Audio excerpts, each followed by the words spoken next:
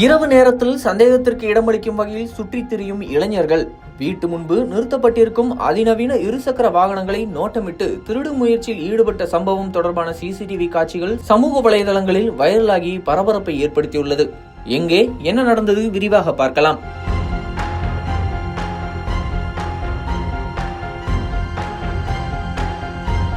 நெல்லை மாவட்டம் சீவலப்பேரி அருகே அமைந்துள்ளது பர்கிட் மாநகரம். இந்த பகுதியில் 500க்கும் மேற்பட்ட வீடுகள் உள்ளது.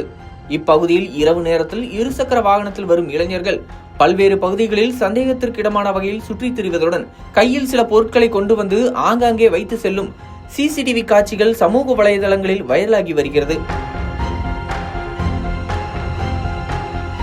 மேலும் அப்பகுதியில் உள்ள வீடுகள் முன்பு நிறுத்தி வைக்கப்பட்டிருக்கும் இருசக்கர வாகனங்களை திருடும் முயற்சியிலும் அவர்கள் ஈடுபட்டு சாவி துவாரத்தில் இரும்பு பொருட்களை பயன்படுத்தி உடைக்கும் காட்சிகளும் பரவி வருகிறது.